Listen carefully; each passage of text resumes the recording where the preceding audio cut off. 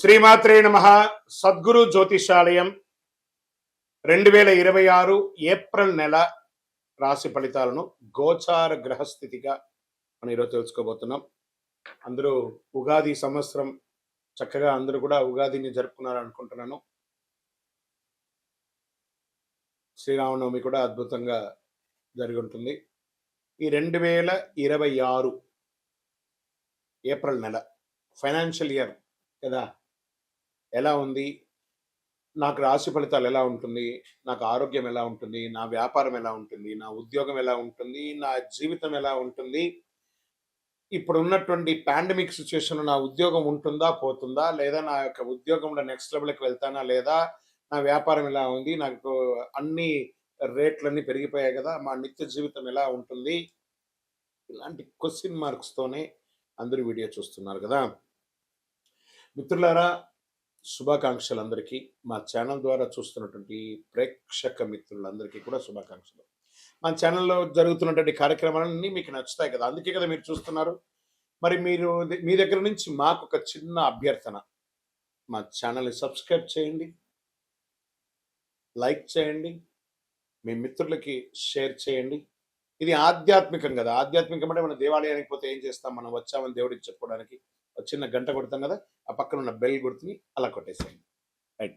Coming to April మాసం జ్యోతిషాస్త్రరీత్యా ద్వాదశ రాశుల్లో 3వ రాశి అయినటువంటి మిథున రాశి మిత్రులారా, మీకు 2026 ఏప్రిల్ నెల శుభాశుభ ఫలితాలు ఎలా ఉన్నాయి అని అంటే, మిథున రాశి వారికి నెల గ్రహస్థితులు శని మరియు రాహు మీన రాశిలో దశమ స్థానంలో ఉండడం వల్ల ఉద్యోగంలో ఒత్తిడి బాధ్యతలు పెరుగుతాయి. కేతు కన్యా రాశి చతుర్థ స్థానంలో ఉండడం వల్ల ఇంటి స్థిరాస్తి మానసిక ప్రశాంతతపై ప్రభావం ఉంటుంది. గ్రహం యొక్క ప్రభావం గురించి చెప్తున్నా, మళ్ళీ డీప్ గా వెళ్తాం. గురు మిథున రాశిలో జన్మస్థానంలో ఉండడం వల్ల వ్యక్తిత్వం ఆత్మవిశ్వాసం పెరుగుతుంది. ఎందుకంటే గురు భగవానుడు రాజు, నవనాయకుల్లో ఈ సంవత్సరం రాజు గురువు కాబట్టి తన రాజ్యాన్ని ఆయనే చక్కగా చేసుకుంటాడు. కాబట్టి ఈ నెల ప్రెషర్ ఎక్కువ ఉంటుంది, ప్రోగ్రెస్ కూడా ఎక్కువ ఉంటుంది. ఇంకా ఎలా ఉంటుంది, ఉద్యోగస్తుల కింద పనిలో ఒత్తిడి ఎక్కువ ఉంటుంది, పై అధికారుల నుంచి కఠినమైన ఆదేశాలు రావచ్చు, ప్రతిభ వెలుగులోకి వస్తుంది, పదోన్నతి లేదా కొత్త అవకాశాలు కనిపిస్తాయి. ఐటీ సాఫ్ట్వేర్ సర్వీస్ రంగాల్లో ఉన్న వారికి కొత్త బాధ్యతలు గ్రోత్ ఉంటుంది. ఇంకా ప్రభుత్వ రంగంలో అసాంఘికమైనటువంటి కార్యక్రమాలకి పాల్గొనకండి.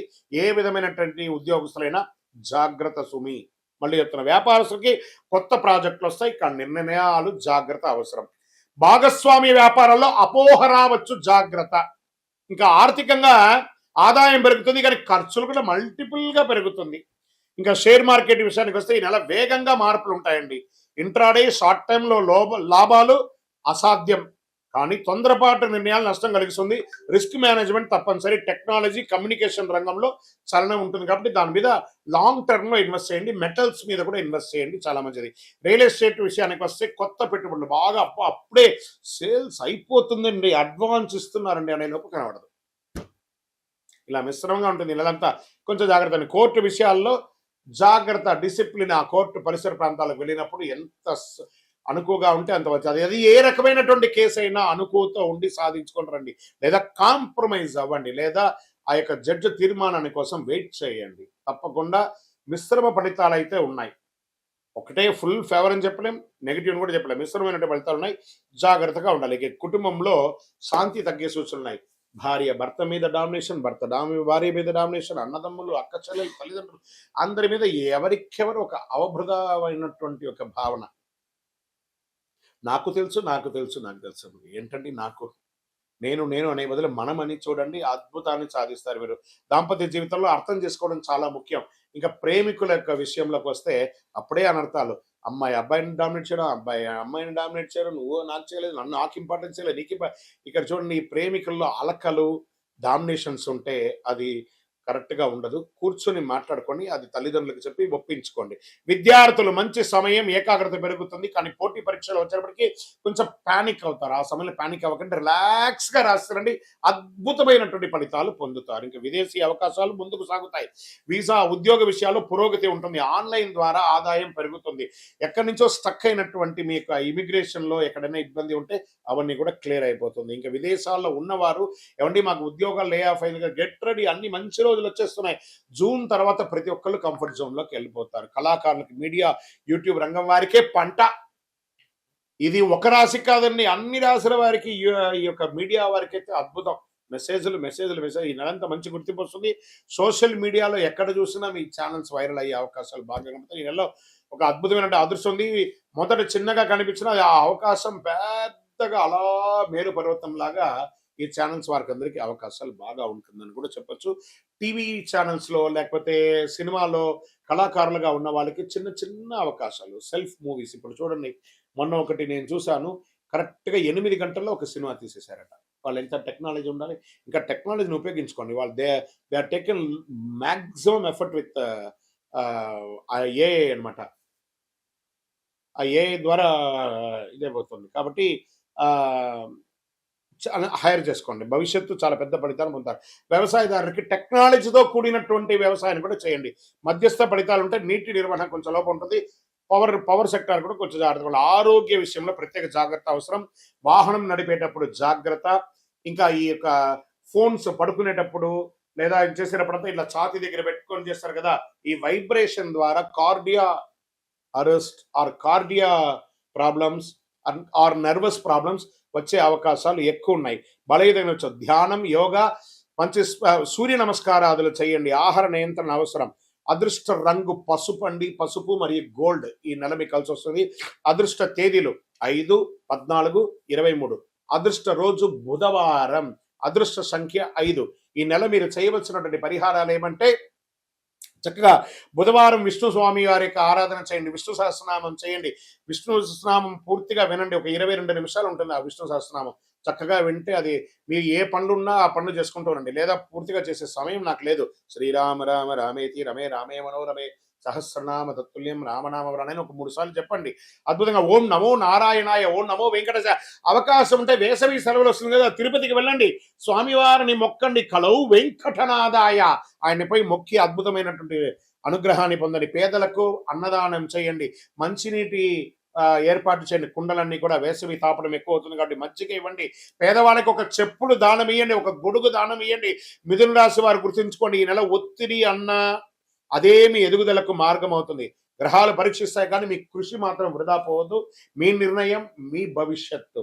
ఇంకను గురుగారు దీనికి ఏమైనా మాకు రెమెడీస్, షార్ట్ టర్మ్ రెమెడీస్ ఏమైనా ఉన్నాయా అంటే అతి అద్భుతమైనటువంటి అతి శక్తివంతమైనటువంటి కరుంగాళి మాల 48 రోజులు పూజ చేసింది. మన యొక్క దేవాలయంలో 45 రోజులు పూజ చేసి సిద్ధంగా ఉంది. కావాల్సిన వారు డిస్ప్లేలో కనబడుతున్నటువంటి నంబర్కి వాట్సాప్ చేయండి. మీకు కరుంగాళి మాల ఎలా పొందాలో చెప్తారు. గురుగారు గోచార ప్రకారం చెప్పారు. మా వ్యక్తిగత జాతకం తెలుసుకోవాలనుకుంటున్నాం. ఎలాగంటే మీ పరిసర ప్రాంతాల్లో మీరు ఎక్కడ ఉంటే అక్కడ గురువుని సంప్రదించండి. మీ యొక్క గురువు దగ్గరికి పోయి మీ యొక్క date of birth, time of birth తెలుసుకోండి. లేదు గురుగారు మీ దగ్గరనే మేము అపాయింట్మెంట్ తీసుకోవాలనుకుంటున్నాం. డిస్ప్లేలో కనబడుతున్నటువంటి నెంబర్కి మీ పేరు, date of birth, time of birth, place of birth చేయండి. మా అడ్మిన్స్ మీకు టైం ఇస్తారు, స్లాట్ ఇస్తారు. దాని ద్వారా మీరు మీ యొక్క సంపూర్ణ జాతకాన్ని తెలుసుకోవచ్చు. ద్వాదశ రాశి మిత్రులందరూ కూడా శుభాకాంక్షలు. ఈ యొక్క 2026 ఫైనాన్షియల్ ఇయర్ నుంచి ఇంకా మీరు అద్భుతం పొందాలని మనస్ఫూర్తిగా కోరుకుంటూ మీరందరూ క్షేమంగా ఉండాలని మీకోసం ప్రార్థన చేస్తూ అఖిలాండ కోటి బ్రహ్మాండ నాయకుడు శ్రీ ధర్మశాస్త్ర అయ్యప్ప స్వామి వారి 18 అవతారముల దేవాలయం జీవకొండలో మీకోసం ప్రార్థన చేస్తున్నాము. అందరూ క్షేమంగా ఉండాలి. వందే మాతరం, వందే మాతరం, వందే మాతరం. చంద్రమౌళి వెంకటేష్ శర్మ గురుస్వామి. విజయోస్తు. స్వామియే శరణమయ్యప్ప.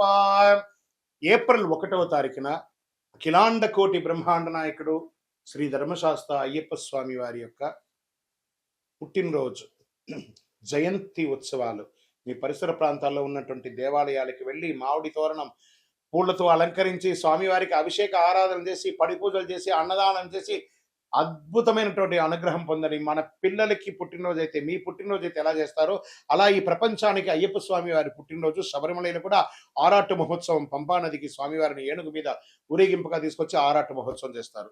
అదేవిధంగా మన అయ్యప్ప స్వామి వారి 18 అవతారముల దేవాలయం ప్రపంచంలో ఎక్కడా లేదు. అలాంటి దేవాలయంలో ఏప్రిల్ 1, 26, 2026 బుధవారం నాడు ఉదయం అష్టద్రవ్య మహాగణపతి హోమం, అష్టాభిషేకం, ఆరాట్ భక్తులచే స్వయంగా అభిషేక ఆరాధన చేసి అన్నదానం చేస్తున్నాం. నహి నహి బహుదానం అన్నదానం సమానం అన్నారు. మీ అందరి కోసం అయ్యప్ప స్వామి వారు ఎదురు చూస్తున్నారు. బ్రహ్మశ్రీ డాక్టర్ చంద్రమౌళి గురుస్వామి గారి ఆధ్వర్యంలో ఏప్రిల్ 1వ తారీఖున అద్భుతంగా జరగబోయే అయ్యప్ప స్వామి వారి జయంతి ఉత్సవాలు పడిపూజకు రావాలని మనస్ఫూర్తిగా అందరినీ ప్రార్థన చేస్తున్నాం. ఈ దేవాలయం తిరుపతి పట్టణంలో జీవకోన అనే ఒక ప్రాంతంలో అలిపిరి, కపటతీర్థం, జీవకోన అని కంటిన్యూగా ఉండే ఆ కొండ చర్యల కింద జీవకోన అనే ఒక ప్రాంతంలో జీవలింగేశ్వర స్వామి సన్నిధానంలో అయ్యప్ప స్వామి 18 అవతారాలుగా కొలువై ఉన్నారు. రైల్వే స్టేషన్ నుండి బస్ స్టాండ్ నుండి 3 కిలోమీటర్లు, ఎయిర్పోర్ట్ నుండి 12 కిలోమీటర్ దూరంలో ఉన్నటువంటి ఈ యొక్క దేవాలయానికి తప్పక జీవకోణాన్ని మీరు గూగుల్లో కొట్టగానే వచ్చేస్తుంది. అద్భుతమైనటువంటి ఒక దేవాలయం మీకోసం ఎదురు చూస్తూ ఉన్నాడు. అయ్యప్ప అనుగ్రహ వర్షాన్ని కురిపించడానికి ఆయన పుట్టినరోజుకి రండి. మీ జీవితం అంతా పుట్టినరోజులాగా చేస్తూనే ఉంటారు. అతి శక్తివంతమైనటువంటి దేవాలయం. ఈ దేవాలయంలో అడుగు పెట్టాలంటే నుదుట రాత రాసి ఉంటేనే ఆ దేవాలయంలో అడుగు పెట్టగలరు. రండి, అయ్యప్ప అనుగ్రహం ఇవ్వడానికి సిద్ధంగా ఉన్నారు. విజయోస్తు. చాలా మందికి ఒక ఇప్పుడు ధర్మ సందేహాల్లో మనం వెళ్తాం. చాలా మందికి శని భగవానుడు ఎందుకు దుష్టగ్రహంగా భావిస్తారు? అందరూ భయపడతారు. ఎందుకు శని అంటే ఎందుకు భయపడతారు? భక్తులారా, దీని గురించి తెలుసుకోవాలి. శనిగ్రహం దుష్టగ్రహం కాదు. శనిగ్రహం ఒక కఠినమైనటువంటి ఒక గురువు. నువ్వు ఎలా ఉండాలి, నీ జీవితంలో ఎలా నీ మార్పులు చేర్పులు జరగాలి అని చెప్పే ఒక అద్భుతమైనటువంటి ఒక సూత్రధారి, ఒక ధర్మ దారి చూపించే ఒక మహానుభావుడు ఎవరైనా ఉన్నారంటే అది శని భగవానుడే. శని యొక్క స్వభావం ఏమిటంటే మన జీవితంలో చేసిన కర్మ ఫలితాలని ఆయన కడుగుతారు. మన తప్పు చేసే శిక్షిస్తుంది, సరైన మార్గంలో నడిపించే గొప్ప ఫలితాన్ని ఇస్తారనమాట ఆయన. అందుకే శనిని న్యాయాధిపతిగా అంటారు. అందుకే ఏ దేవుడికి కూడా లేని ఈశ్వర శబ్దాన్ని కలిగినటువంటి వాడు. ఏం చెప్తారు? ఈశ్వరుడికి మాత్రం ఈశ్వర శబ్దం ఉంది కదా, శనీశ్వరుడు అన్నారు. శని ఈశ్వర శబ్దం కలిగిన వాడు కాబట్టి ఆయన ఏం చేస్తాడంటే మనల్ని ఆర్థికంగా నువ్వు ఎలా ఉండాలి ట్యూన్ చేస్తాడు, బంధాల్లో ఎలా ఉండాలి ట్యూన్ చేస్తాడు, సమాజంలో ఎలా ఉండాలి ట్యూన్ చేస్తాడు, నీ నోటి వల్ల వచ్చినటువంటి తప్పులే ఉంటుంది దాన్ని ట్యూన్ చేస్తాడు. ఎన్ని రకాలుగా అంటే ఆయన ఏ రకంగా మన దాంట్లో ప్రయాణం చేస్తాడు? ఏళ్నాడు శని, అష్టమ శని, అర్ధాష్టమ శని, కంఠ శని, జన్మ శని, ఇన్ని రకాలుగా మనలో వచ్చి మన జీవితాన్ని మారుస్తుంటారు. ఆయనకి ఎంత కృతజ్ఞత చెప్పాలి కదా. ఆయన దుష్టగ్రహం కాదండి. ఆయన్ని ప్రేమించడం మొదలు పెట్టండి. మందగమనుడు, కాకపోతే కొన్ని అర్థం కాకుండా ఇబ్బంది పెడుతుంటాడని అనుకుంటారు. కానీ మనం చేసే పనిని ఇన్స్టెంట్ గా చేస్తామంటే ఇబ్బంది పడిపోతాం. ఆయన మందంగా స్లోగా మనల్ని ట్యూన్ చేసుకుంటూ వస్తాడు. అబ్బా, ఇంతకంటే కష్టం నేను పడలేదండి అనేదాన్ని చూపిస్తాడు. కానీ చంపేయడు, జాగ్రత్త పట్టిస్తాడు. అందుకే శని న్యాయాధిపతి, న్యాయం పక్కన ఉంటాడు. ఎందుకు కష్టాలు ఇస్తాడంటే అహంకారం తగ్గించడానికి కష్టాన్ని ఇస్తాడు, ఆలస్యత్వాన్ని తొలగించడానికి కష్టాలు ఇస్తాడు, మనలో ఉన్న బలహీనతలను బయట పడేయడానికి కష్టాలు ఇస్తాడు. శని మనల్ని పరీక్షిస్తాడు. శని కాలంలో డబ్బు కష్టమవుతుంది, సంబంధాల్లో పరీక్షల లోపం అవుతుంది, మానసిక ఒత్తిడి పెరుగుతుంది. కానీ కష్టం వెనక ఉన్న అసలు ఉద్దేశం మనల్ని బలంగా తయారు చేయడానికి. శని ఇచ్చే ఫలితాలు ఆలస్యంగా వస్తాయి, కానీ వచ్చిన తర్వాత శాశ్వతంగా ఉండబోతున్నాయి. అలాంటి వాళ్ళు ఎవరైనా ఉన్నారా ఈ 2026లో అంటే? అందులో కన్యా రాశి వారు ఉన్నారు, కర్కాటక రాశి వారు ఉన్నారు, వృశ్చిక రాశి వారు ఉన్నారు, తులారాశి వారు ఉన్నారు, కుంభరాశి వారు ఉన్నారు. వీళ్ళంతా అదృష్టాన్ని పొందబోతున్నారు. శని అనుగ్రహం ఉంటే సాధారణ మనిషి కూడా చక్రవర్తి అయిపోతాడండి. అదే శనిలో ఉన్నాయి. అందుకే కొంతమంది జీవితంలో చాలా ఆలస్యంగా సక్సెస్ అవుతారంటే అది శని భగవానుడు చూశాడు. శ్రమ, సహనం, నిజాయితీ, క్రమశిక్షణ, ఈ 4 ఉంటే శని ఎప్పుడు హానికి రాడు. శనిగ్రహం శుభగ్రహం, దుష్టగ్రహం కాదు. విజయోస్తు. శని దశలో మనం ఏ ఏ పనులు చేయకూడదు? అసాంఘికమైనటువంటి కార్యక్రమాలు చేయకూడదు, ఇల్లీగల్ అఫైర్స్ పెట్టుకోకూడదు, ఆర్థిక లావాదేవీలలో తప్పులు చేయకూడదు. ఇవన్నీ జాగ్రత్తగా ఉండాలి. ఆహారపు అలవాట్లని మధ్యస్థంగా ఉంచుకోవాలి. కొత్త పెట్టుబడులు పెట్టి ఇబ్బంది పడకూడదు. ఇలాంటి జాగ్రత్తలు పడితే శని భగవానుడు మంచి దారాన్ని కల్పిస్తాడు. విజయోస్తు. శని 7వ స్థానంలో కూర్చున్నాడు. శనికి తైలాభిషేకం అంటే చాలా ఇష్టం. కాకధ్వజాయ విద్మహే ఖడ్గహస్తాయ ధీమహి తన్నః మంద ప్రచోదయాత్. ఆయన రౌద్రంగా ఉన్న ఆ స్వామి వారిని శివుడికి ఎలా అభిషేకం అంటే చాలా ఇష్టం. ఆ తైలంతో అభిషేకం చేయడం వల్ల కర్మ వ్యాధులు తొలగుతాయండి. అందుకని శని భగవానుడు నాకు తైలాభిషేకం చేయండి, మీ వ్యాధులన్నీ తీర్చుకోండి అని అంటున్నాడు. కాబట్టి తైలాభిషేకం చేస్తే శనీశ్వరుడు ఆనందపడతాడు. అందులో ప్రత్యేకించి శనివారం తల మీదకెళ్ళి నూనె పోయడం కాదు, మళ్ళీ అందరూ తెలుసుకోవాలి, శని పాదాలకు నూనె పోయాలి. ఇది చాలా మంది తెలియకుండా చేస్తారు.